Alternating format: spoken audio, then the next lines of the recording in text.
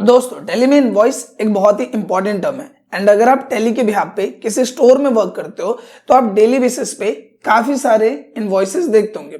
Normally अगर आप screen पे ध्यान दो तो यहाँ पे आपको दो इनवॉइसेस नजर आ रहे होंगे जो कि टैली में ही क्रिएट किए गए। एक इनवॉइस पे आपको शो कर रहा होगा टैक्स इनवॉइस एंड दूसरे इनवॉइस पे आप ध्यान दोगे तो यहाँ लिखा है बिल ऑफ सप्लाई। अब एज अ टैली यूजर आपके माइंड में सबसे पहला डाउट ये आएगा कि ये दोनों इनवॉइस किस चीज से रिलेटेड है, यानी कि टैक्स इनवॉइस का क्या काम है एंड बिल ऑफ सप्लाई का क्या काम है। सेम लाइक अगर आप टैली के बिहाफ पे कहीं इंटरव्यू देने जाते हो तो वहां पे भी आपसे यही सवाल पूछा जा सकता है। एंड दूसरा one of the important term, अगर आप इन इनवॉइसेस को नोटिस करो कि अगर हम टैक्स इनवॉइस को देखें तो यहाँ पे आपको एसजीएसटी और सीजीएसटी दोनों चीजें अप्लाई दिखाई देंगे, लेकिन अगर आप बिल ऑफ सप्लाई पे ध्यान दो तो यहाँ पे आपको कोई भी टैक्स पार्ट नजर नहीं आएगा। इसके साथ ही अगर आपसे इंटरव्यू में ये वाला टॉपिक पूछ लिया जाए तो उसमें कई सारे सवाल आपसे पूछे जा सकते हैं कि आईटीसी का क्या रोल प्ले है इन दोनों इनवॉइसेस के बीच में, या फिर इससे रिलेटेड और भी क्या क्या चीजें होती है वो चीजें आपसे पूछी जा सकती है। अब एज अ टैली यूजर ये दोनों इनवॉइसेस क्या हैं, इनसे रिलेटेड क्या रोल प्ले है और इनसे रिलेटेड क्या सवाल इंटरव्यू में आ सकते हैं, ये सब आपको पता होना चाहिए। सो नो डाउट कि जो वीडियो ये आपके लिए फुल ऑफ इंफॉर्मेशन होने वाला है, क्योंकि इस एक सिंगल वीडियो में इन दोनों इनवॉइसेस से रिलेटेड सारी चीजें हम पॉइंट टू पॉइंट क्लियर करने वाले हैं। आपसे बस इतने से रिक्वेस्ट है कि अगर ये वीडियो आपको यूजफुल और इन्फॉर्मेटिव लगे तो प्लीज इस वीडियो को लाइक और शेयर जरूर करें। तो बिना किसी देर के शुरू करते हैं इस वीडियो को। अब यहाँ पे शुरुआत करते हैं सबसे पहले टर्म से कि ये जो टैक्स इनवॉइस है और बिल ऑफ सप्लाई है, इन दोनों इनवॉइस में क्या डिफरेंस होता है। देखो ये जो दोनों इनवॉइस है ये रिलेटेड होते हैं जीएसटी में कंपनी के रजिस्ट्रेशन टाइप से। देखो नॉर्मली इतना आपको पता होगा कि कोई भी बिजनेस है, चाहे वो छोटा बिजनेस है बड़ा बिजनेस है, उसकी एक सेल्स की लिमिट होती है, यानी टर्नओवर की लिमिट होती है। जब वो टर्नओवर की लिमिट पार हो जाती है तो गवर्नमेंट की गाइडलाइन के बिहाफ पे बोला जाता है कि आपको जीएसटी नंबर लेना पड़ेगा, यानी आपको अपने बिजनेस को जीएसटी में रजिस्टर्ड करना पड़ेगा। अब जब आप जीएसटी रजिस्ट्रेशन करने जाते हो तो जब आप जीएसटी रजिस्ट्रेशन करने जाओगे तो वहां पे आपसे पूछा जाएगा कि आपका बिजनेस छोटा बिजनेस है या फिर बड़ा बिजनेस है, यानी कि आप नॉर्मली B2C यानी कि सिर्फ कस्टमर्स को सामान बेचते हो या फिर आप बिजनेसेस को भी सामान बेचते हो, ये आपसे पूछा जाएगा।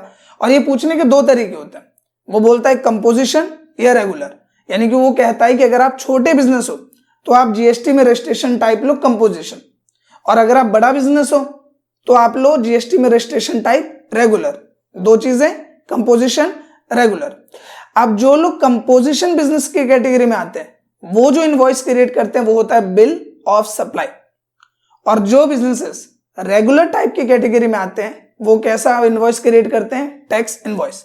आई होप कि ये आसान एक्सप्लेनेशन से आपको ये क्लियर हो गया होगा कि बिल ऑफ सप्लाई किस चीज से रिलेटेड है, कंपोजिशन से, और जो टैक्स इनवॉइस है वो किससे रिलेटेड है, रेगुलर टाइप से। सो आई होप कि इतना पॉइंट आपको क्लियर हो गया होगा। अब यहाँ पे बात करते हैं दूसरे टर्म की कि जो कोई भी बिजनेस है वो अपने बिजनेस को रेगुलर में क्यों रजिस्टर्ड करवाता है एंड कंपोजिशन में क्यों रजिस्टर्ड करवाता है। दूसरा कि अगर आपने रेगुलर में रजिस्टर्ड कराया है तो उसके क्या प्लस पॉइंट है, अगर आप कंपोजिशन में रजिस्टर्ड कराते हो तो उसके क्या पॉइंट्स है, इस पॉइंट को डिस्कस करते हैं। देखो गवर्नमेंट ये बोलती है कि अगर आपका सालाना इनकम 1.5 करोड़ से कम है तो आपको जो बिजनेस कैटेगरी चुननी चाहिए वो चुननी चाहिए कंपोजिशन। इसका रीजन क्या होता है कि आपको कम पेपर वर्क करना पड़ेगा। जैसे मान लो आपका बड़ा बिजनेस है, आप सेल्स बहुत ज्यादा कर रहे हो, आप दूसरे बिजनेसेस के साथ डील अप कर रहे हो, दूसरे स्टेट में सामान बेच रहे हो, तो आपका लेन देन ज्यादा होगा। जब लेन देन ज्यादा होगा तो पेपर वर्क भी ज्यादा होगा।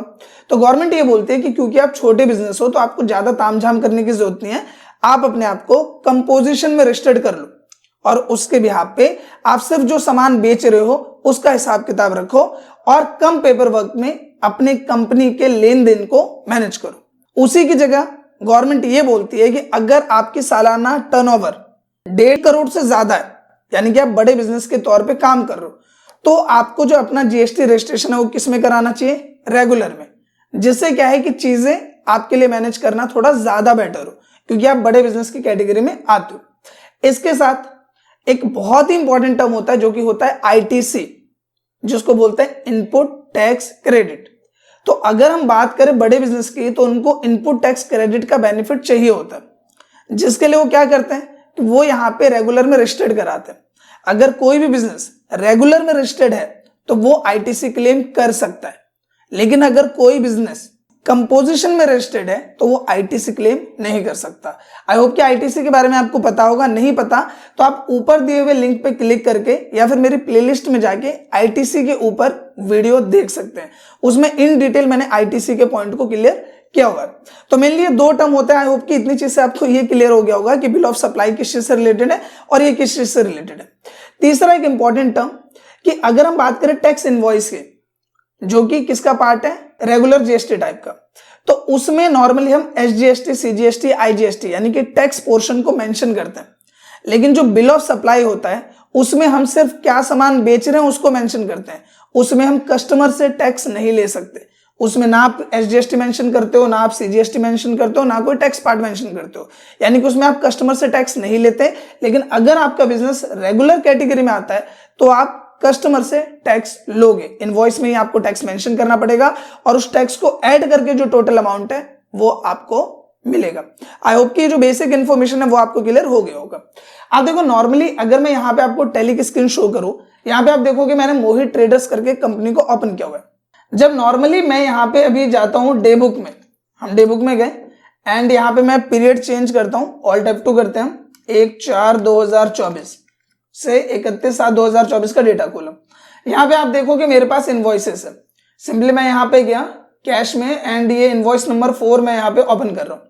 आप देखोगे कि मैंने यहाँ पे एक सेल करी है कीबोर्ड की, जिसमें मैंने टैक्स लिया है सीजीएसटी, एसजीएसटी 9%। अब आप मुझे बताओ ये कैसा इनवॉइस है, ये टैक्स इनवॉइस है, बिल ऑफ सप्लाई का इनवॉइस है? जवाब होगा ये टैक्स इनवॉइस है। और इसको हम चेक करने के लिए क्या करेंगे, प्रिंट में जाएंगे, सिंपली करंट में यहाँ क्लिक करते हैं एंड इस प्रिंट का एक बार प्रीव्यू देखते हैं। जैसे मैं जूम करूंगा आप यहाँ नोटिस करोगे क्या लिख के आ रहा है, टैक्स इनवॉइस। और टैक्स के बिहाफ पे यहाँ पे देखो सीजीएसटी भी मेंशन है, एसजीएसटी भी मेंशन हो रखा है। यानी कि ये जो मोहित ट्रेडर्स है, ये जो कंपनी है, इसको हमने किस जीएसटी रजिस्ट्रेशन टाइप में रजिस्टर किया हुआ है, रेगुलर में। जो कि हम चेक करने के लिए क्या करेंगे, हम इस कंपनी के कॉन्फ़िगरेशन को खोलेंगे। तो हम यहाँ पे बाहर आ जाते हैं, कंपनी में जाते हैं, फीचर्स में जाते हैं एंड ये रहा इसका जीएसटी वाला पोर्शन। हम यहाँ पे जाते हैं एंड एंटर करते हैं। जब मैं एंटर करता हूं आप देखोगे यहाँ रजिस्ट्रेशन टाइप क्या है, रेगुलर। कंपनी को मैंने किस में रजिस्टर्ड कर रखा है, रेगुलर में। लेकिन इसी की जगह अगर मैं इस कंपनी को कंपोजिशन में डाल दूं, यानी कि मैं इसको क्या डिक्लेयर कर रहा हूं कि ये कंपनी कैसी है, छोटी कंपनी है, यानी इसके साल का जो टर्नओवर है वो 1.5 करोड़ से कम है, और मैं इसको इसमें एंटर करूं। जैसे ही देखो मैं एंटर करूंगा आप यहां नोटिस करोगे कि tax rate for taxable turnover एक नया फील्ड आ गया। कंपोजिशन में क्या होता है कि गवर्नमेंट आपसे ये बोलती है कि आप हर एक सेल पे तो टैक्स नहीं काट रहे, आप ऐसा करो कि साल में जितना भी सामान बेच रहे हो उसका आप एक परसेंटेज डिसाइड कर लो। जैसे कि यहाँ पे 1% है, कोई लोग टीवी की सेल करते हैं, तो मान लो गवर्नमेंट बोलती है कि आपने साल में जितने रुपए का भी टीवी बेचा है उसका 1% आपको एज अ टैक्स सबमिट करना है। यानी कि उसमें जो टैक्स आप देते हो किस पे देते हो, टर्नओवर पे देते हो। तो इस तरीके से आपको जो भी आपका प्रोडक्ट है उसके बिहाफ पे जो भी टर्नओवर है वो यहाँ मेंशन करना होता है। हम कंट्रोल ए करेंगे और एंटर कर देंगे। इस तरीके से हमने क्या किया कि इस कंपनी को रेगुलर से हटा के हमने किस में कर दिया, कंपोजिशन में। मैं स्किप करते हुए बाहर आता हूँ और देखो मैं यहाँ पे आ गया बाहर। बाहर आने के बाद अब हम क्या करते हैं, एक एंट्री करते हैं। हम गए यहाँ पे वाउचर में, सिंपली मैंने एंटर प्रेस किया। अब मैं यहाँ पे क्या करता हूँ कि मैं सामान को बेच रहा हूँ नगद, तो मैंने लिखा कैश, कंट्रोल ए कर देते हैं, यहाँ पे भी कंट्रोल ए कर देते हैं और हमने सेल्स लेजर में सेलेक्ट किया सेल्स अकाउंट। अब मैं स्पेस प्रेस करता हूं और मैं चूज करता हूं कीबोर्ड। 10 पीस हमने सेल किए 230 रुपए के रेट में, एंटर किया एंड मैं कंट्रोल ए कर देता हूं, फिर हम एंटर करते हैं। अब देखो यहां पे क्या होगा कि मैंने लेजर तो बना रखे हैं एसजीएसटी और सीजीएसटी के, लेकिन अगर मैं एसजीएसटी सेलेक्ट करूं तो यहाँ 9% तो लिख के आएगा लेकिन उसका प्राइस नहीं आएगा।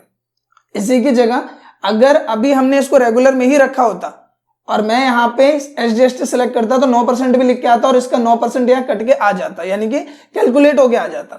सेम लाइक मैं यहाँ आऊंगा, मैं सीजीएसटी को सेलेक्ट करूंगा, 9% लिखा, देखो इसका भी अमाउंट नहीं आ रहा। फिर हम एंटर करते हैं और सिंपली मैं नरेशन दे देता हूं कि सोल्ड गुड्स, मैं नरेशन दिया, एंटर किया।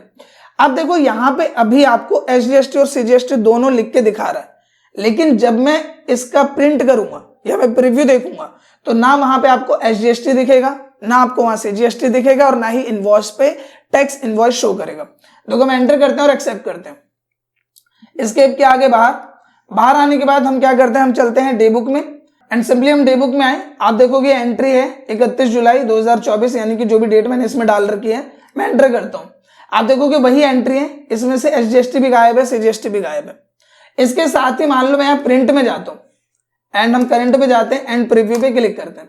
आप यहाँ नोटिस करोगे कि थोड़ी देर पहले जो इनवॉइस इसमें क्रिएट हो रहे थे वहां क्या लिख के आ रहा था, टैक्स इनवॉइस। अब यहाँ क्या लिख के आ रहा है, bill of supply, composition taxable person not eligible to collect tax on supplies. क्या लिखा है इसमें कि अगर हम बिल ऑफ सप्लाई की बात करें तो ये एलिजिबल नहीं होता जिसमें कस्टमर से टैक्स कलेक्ट किया जाए। सीधा सीधा लिखा है composition taxable person not eligible to collect tax on supplies. जो भी आप सप्लाई करो उस पर टैक्स आप कलेक्ट नहीं कर सकते, और इसीलिए यहाँ पे सीजीएसटी भी एक्सेप्ट नहीं कर रहा, एसजीएसटी भी एक्सेप्ट नहीं कर रहा। और आपने देखा कैसे यहाँ बिल ऑफ सप्लाई लिख के आ रहा है। तो जो मेजर डिफरेंस होता है वो होता है रजिस्ट्रेशन टाइप का। छोटे बिजनेसेस को टैक्स कलेक्ट करने का अधिकार नहीं होता कस्टमर से, इसी वजह से बिल ऑफ सप्लाई लिख के आता है एंड वहां पे कोई भी टैक्स पार्ट मेंशन नहीं होता, चाहे हम एसजीएसटी की बात करें या फिर सीजीएसटी की बात करें। और अगर कोई रेगुलर टाइप बिजनेस है, जैसे हमने जीएसटी में रेगुलर में उसको रजिस्टर किया हुआ है, तो वहां पे क्या लिख के आएगा, टैक्स इनवॉइस, और नॉर्मली हमारा एसजीएसटी और सीजीएसटी वो भी काउंट होगा। इसे भी मैं आपको एक बार प्रूव करके शो कर देता हूं कि आपके माइंड में डाउट आ रहा हो। हम क्या करते हैं, दोबारा से इसको नॉर्मल कर देते हैं, यानी कि इसको रेगुलर में ही कर देते हैं। कंपनी में गए, फीचर में गए एंड यहाँ पे जाके हम इसको एंटर करते हैं एंड बस हमें यहाँ पे रेगुलर को सिलेक्ट करना है, एंटर कर देना है एंड कंट्रोल ए कर देना है, एक्सेप्ट। दोबारा से आगे हम सेल्स में, यहाँ पे सिंपली मैं कैश लिखता हूँ और वही एंट्री में करने वाला हूँ जो भी हमने थोड़ी देर पहले किया था, सब कुछ उसी तरीके से हम कर रहे हैं। एंड सिंपली आप देखो कि मैंने फिर से कीबोर्ड सेलेक्ट किया, 10 पीस में सेल कर रहा हूँ, सेम वो प्राइस आया, कंट्रोल ए किया, एंटर किया। अब देखो, अब मैं यहाँ पे सीजीएसटी सेलेक्ट करूंगा, 9% भी लिख के आया और अमाउंट भी आ गया। फिर मैंने एंटर किया, एसजीएसटी सेलेक्ट किया, 9% लिख के आया और अमाउंट भी आ गया, कंट्रोल ए किया। एंड अब जब मैं इस इनवॉइस को देखूंगा, मैं यहाँ पे आता हूँ डे बुक में, और अब मैं यहाँ पे इस इनवॉइस को चेक करूंगा तो आप देखोगे एसजीएसटी भी लिख के आ रहा है, सीजीएसटी भी लिख के आ रहा है। और जब हम इसे प्रिंट करेंगे तो प्रीव्यू में हमें क्या शो करेगा, यहाँ पे टैक्स इनवॉइस, जो कि ऑन स्क्रीन आप देख पा रहे हैं। सो आई होप कि ये पॉइंट आपको क्लियर हो गया होगा कि टैक्स इनवॉइस किस चीज से रिलेटेड है और जो हमारे यहाँ पे बिल ऑफ सप्लाई है वो किस चीज से रिलेटेड है। आशा करता हूं दोस्तों कि जो ट्यूटोरियल है ये आपको समझ में आया होगा। एंड अगर आप कंपोजिशन एंड रेगुलर टाइप से रिलेटेड एक प्रॉपर वीडियो देखना चाहते हैं तो प्लेलिस्ट में आपको वीडियो मिल जाएगा, नहीं तो आई बटन पे भी शायद आपको वीडियो शो कर रहा होगा, तो आप उस पर क्लिक करके पूरी की पूरी वीडियो देख सकते हैं, in detail regular type and composition type को समझ सकते हैं। अगर ये वीडियो आपको अच्छा लगा है तो प्लीज इस वीडियो को लाइक करें, शेयर करें, साथ ही कमेंट करके अपना फीडबैक जरूर दें। मिलते हैं नेक्स्ट वीडियो में, तब तक के लिए थैंक यू।